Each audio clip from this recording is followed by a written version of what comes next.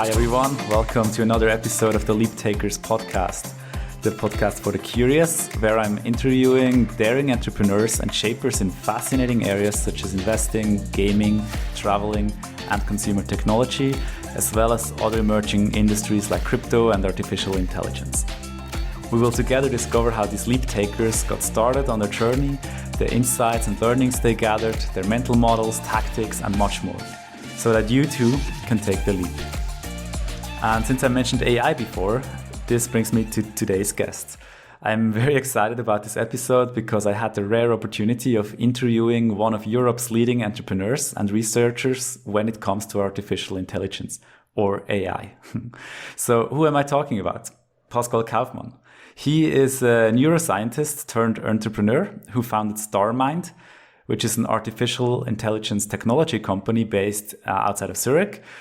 And he also founded Mindfire, a foundation that was created to incentivize collaboration in AI research.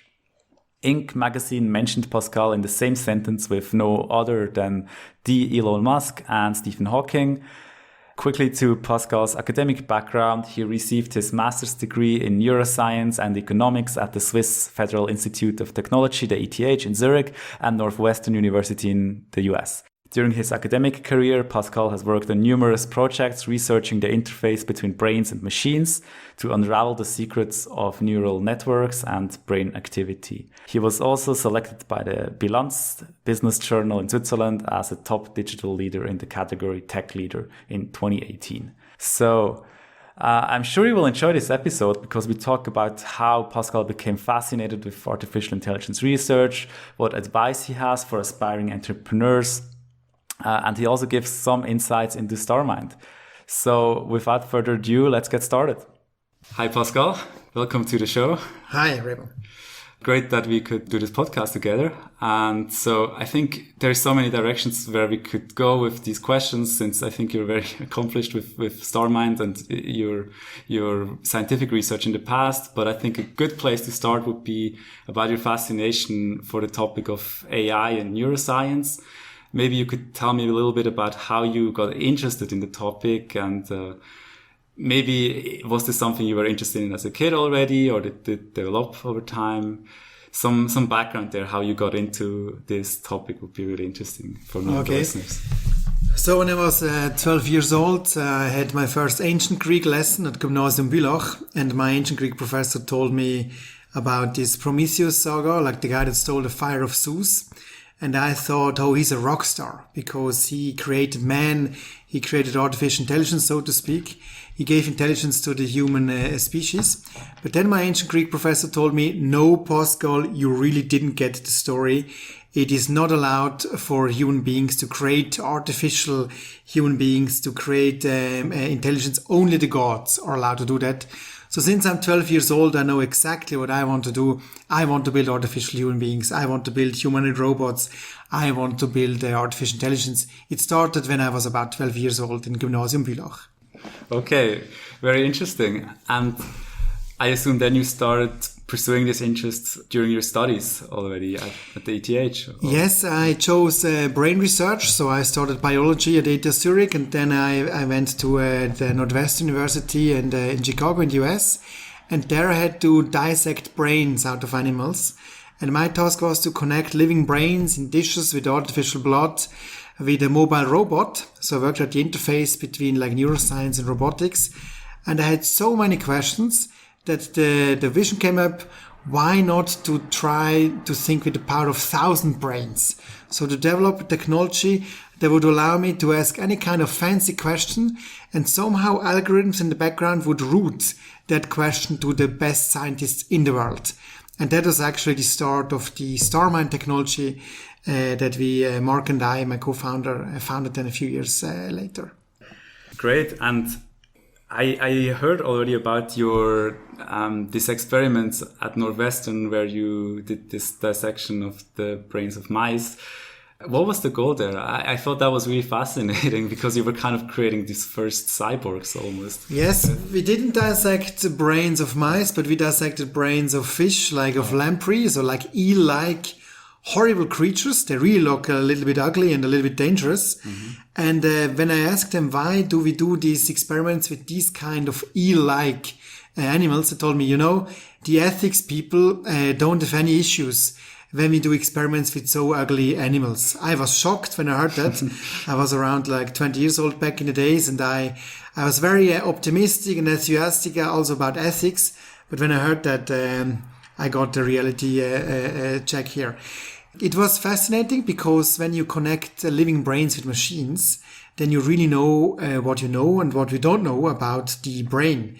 And I learned then back in the days that we essentially know nothing about how the brain really works, in particular how the human brain works.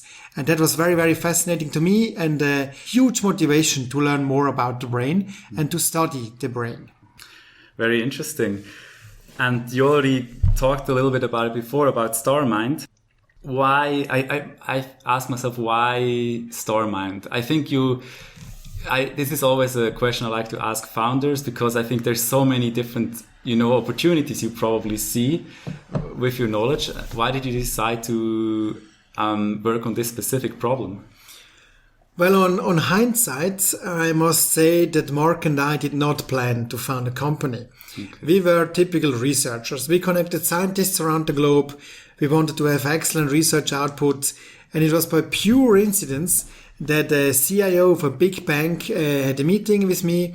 And then he asked me, why are you guys so stupid connecting students around the globe? You should connect my 20,000 people in IT. Would it be possible to pilot a corporate brain where we connect 20,000 people working in IT, because the people in Singapore invent things that the people in Zurich already know, and the guys in the US, they are disconnected anyways. So why not connecting employees within a large corporation by means of your technology? I never thought of that, and then we created this company. But in hindsight, I must say, in a fully automated, digitalized world, technology becomes a commodity. I mean, everyone can buy technology. But if you somehow are able to connect human brains, like the intuition of the experience of people, that is a very, very powerful engine that you can build up. So I think the human factor becomes more and more important in the world of technology.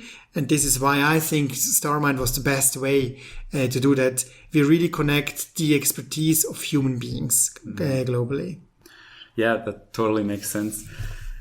I think the whole topic of AI is also a bit in danger of being overhyped.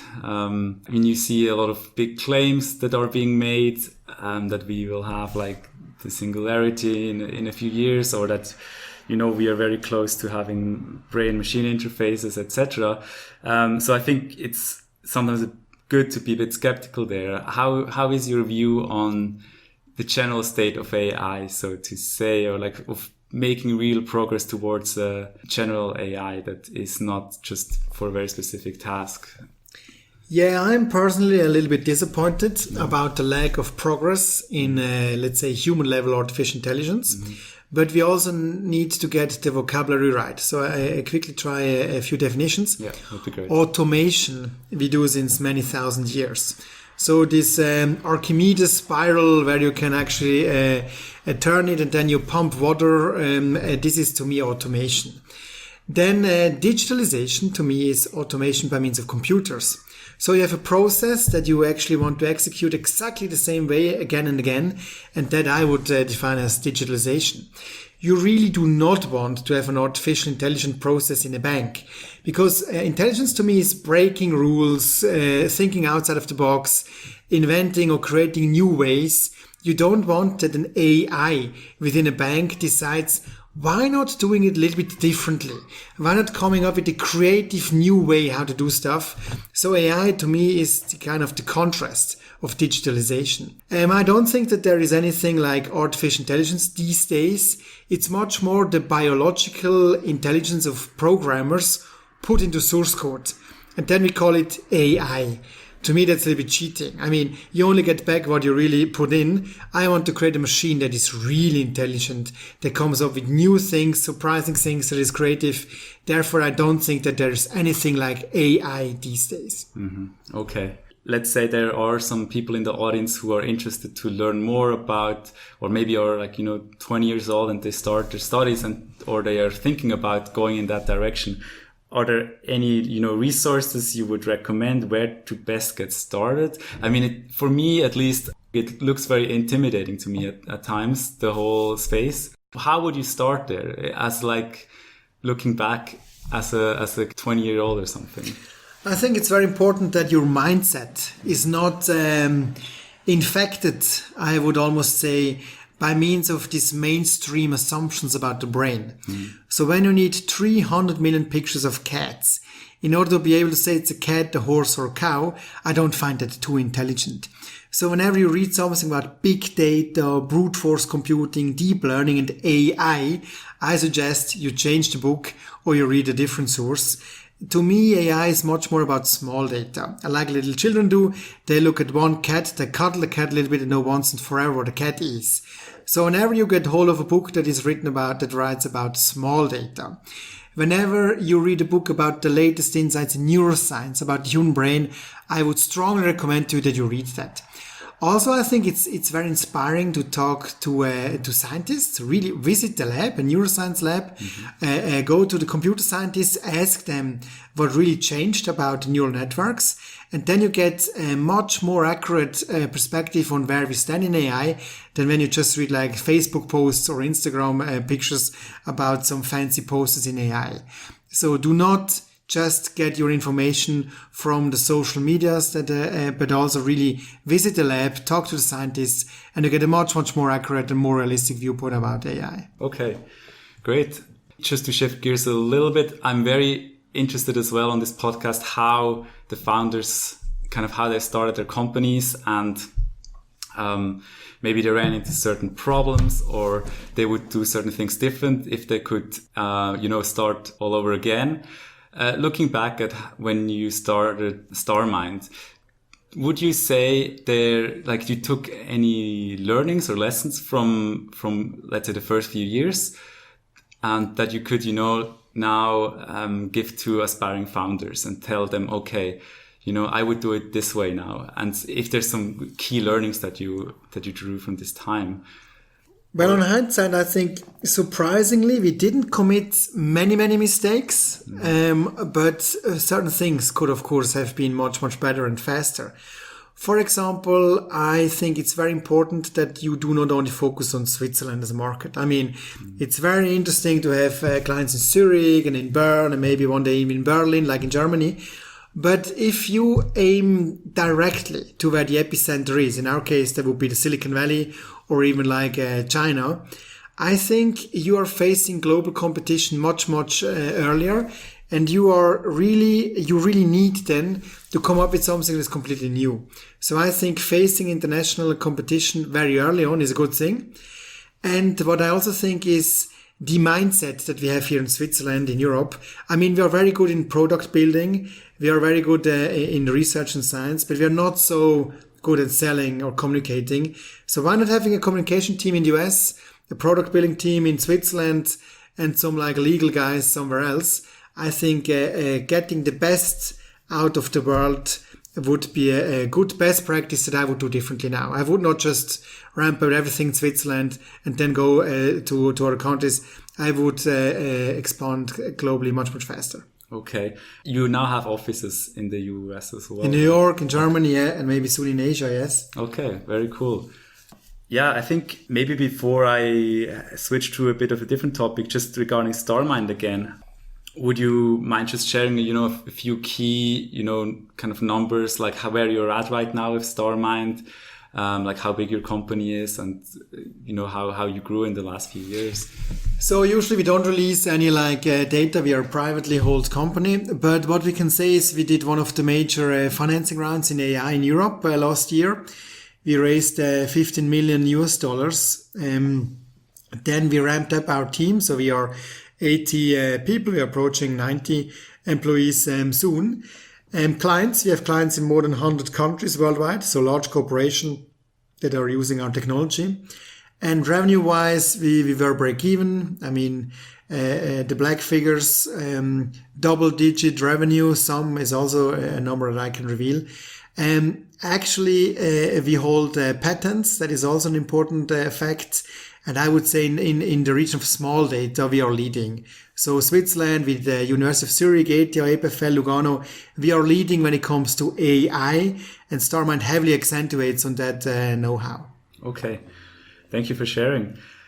Yeah, so I think now I also try to find out a bit more about the person behind these founders that I interview on this podcast. So for me, I'm always fascinated to learn about, how you're influenced by certain books or certain habits, etc. So do you like to read books? And is there some books you would recommend to people? Doesn't need to be AI related. It can be anything. Well, as an ancient Greek person, I read many books until I was like 25 years old or so. So I'm a little bit fed up by reading because the information flow into the brain is so slow. But I would recommend movies. So I love, for example, Captain Future, the movie series with the flying brain with him. I think that certainly has impacted me a lot. When it comes to books, I would recommend some like Nietzsche or some Platon books. Very inspiring. The ancient Greek people have thought essentially everything that we think today again. So I think it's very inspiring to read some very old ancient texts. Mm-hmm. What is so interesting to you about these texts and about these older but when you're a culture that is there for like 1,000 or 2,000 years and you don't have any distraction like the internet, you really have to deal with all the problems a human being can face. So all kind of combinations, all kind of good and bad things have been described by the ancient Greek philosophers. And once you read these books or dramas, I think you're much better prepared for what is awaiting us. And you don't think that everything is new. I don't think that there are so many new things under the sun, which is a famous ancient Greek quote, by the way. Mm-hmm. So therefore, you don't get so easily surprised when you know a little bit about those ancient Greek sagas. Maybe another question that goes in a little bit of a similar direction. So I really like this concept that I heard from a few people, that to have your own imaginary personal board, like people that you would have if you as a person would be a company that would be in your board and that give you advice and kind of steer you as a person. I'm not sure if you heard about the concept before, but I think it's like for me, it's, for example, I would have like Elon Musk and then like, Roger Federer or some other people you look up to, but also think that you could kind of guide you.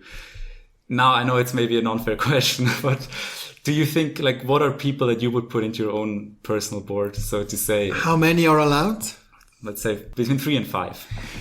So I would go for Leonardo da Vinci, would be in my board. Then definitely one of the ancient Greek gods. So I would go for Apollo, like the god of light, if this is also allowed. Then I would go for Goethe. Goethe knows a lot. And maybe as a joker, I would go for one of the great scientists. Mm. So, for example, Oppenheimer might be an inspiration. Einstein might be an inspiration. Yeah, I think these are the guys I would look up to. I would love to have them on board. Yeah. Mm-hmm, mm-hmm. Okay, very cool. I think it's interesting to find out also about, what some founders, what habits they have, or what they do when they're not working on their product or like their startup, like you with Starmind. Like, are there certain activities or hobbies you do to kind of get your mind off the daily focus on growing the company? Or do you even think you don't need that distraction, so to say? No, I love this distraction, and it's very important that you cleanse your brain a little bit. Mm-hmm. So in my case, I love being on the Lake of Zurich, for example. Mm-hmm. I also love ice cream. So when I eat ice cream or gummy bears, I forget about everything around me. So yeah, you need to have certain habits that you actually get distracted. I also love dreaming and envisioning, but you might say that this is related to the job I'm doing here. Mm-hmm. But I think a lot about ancient Greek sagas, whether or not something is good. I love philosophy a lot. So when you read about philosophy, then you also get lost very, very quickly. Mm-hmm. Mm-hmm. Okay. So maybe like 2 last questions. So One would just generally be, what advice would you give entrepreneurs, people that are aspiring to just don't go the traditional path of joining a corporate and working there their whole life? So are there any, tips or advice you would give? I think in life you only regret what you didn't do. I mean, you can still be an employee, but trying to become an entrepreneur, maybe when you're young, maybe when you're not like dependent, when you don't have like a huge family, etc. I think that's a good thing. Just to trying, would you be able to achieve it or not? I think that's certainly a best practice. Another thing is also a hint that I would give is try to get investors very, very fast, because you might really have an idea, but it's completely crazy and really no one you can convince with that idea. But if you are able to convince investors, then it's a first sanity check, the acid test. So the sooner you're able to convince an investor to invest in your idea, the better. And this de-risks your plans tremendously. So I suggest try it, but get an investor very, very, very soon. Okay. And maybe a follow-up question to that. So is there any advice do you think you give to people, or you see that is often given to people, but that then often ignore it for some reason? Maybe to rephrase, like, do you think there are some overlooked tips that maybe don't seem to appeal to people, but you think are actually very valuable? Yes, definitely. I think that's a very good final question of yours. Hire the really best people that you can. I mean, they may be expensive, or you may need to wait for them for many months. But on hindsight, I would say we should have hired the world-leading best people a little bit earlier. So we recently acquired the strategy head of Airbnb Asia. We got people from Twitter. We got people from like NASA. So we hire really the best people around the globe, and it really boosts our company tremendously. I always thought, oh, come on, why not going for the second or the third best guy? Because it's much more like inexpensive than really hire the most expensive guy. I suggest that you go for the best guy very, very early. It's much more expensive to have a wrong hire, to have a person that only gives you 80%. And you need to compete with the best people in the world anyway. So you better have them on your side. I suggest hire the best people in the world. Don't do any compromises when it comes to HR. Okay. Yeah, great last words. Thank you very much, Pascal. Thank you very much. Yeah, if you have any last words you want to say, otherwise I will definitely link in the show notes Starmind, and if you have Twitter or wherever people want to follow you, if you have... Maybe a final statement. I think wherever there is an entrepreneur that thinks he wants, or he or she wants to do something in artificial intelligence, I think Switzerland is an awesome country to do that. We are really leading in AI worldwide. We attract the best talents in the world. We have the highest scientific impact factor in artificial intelligence. Switzerland is a great hotspot to build AI companies. Maybe that goes for a last statement. Thanks a lot. Thank you very much, Pascal. Bye-bye. Bye-bye. All right, guys. Thank you very much for listening to this episode. I hope you enjoyed it. You could do me a really big favor if you just quickly head over to the iTunes store. It just takes 5 seconds. Give the Leaptakers podcast a 5-star rating. This would help other people to discover this show, and that I can bring on continuously great guests onto the podcast. So I would really appreciate that. Also, please reach out to me if you have any suggestions, feedback, or any tips what I could improve with the podcast, since this is also still an experiment for me. So I would really also be looking forward to that. You can just reach out to me via email or on my website on leaptakers.com. Also, you can just follow me on Twitter and Instagram as well. You should find the handles in the show notes as well. Thanks again for listening. I hope you will also enjoy the upcoming episodes. And until then, goodbye, and just keep on building on your dreams.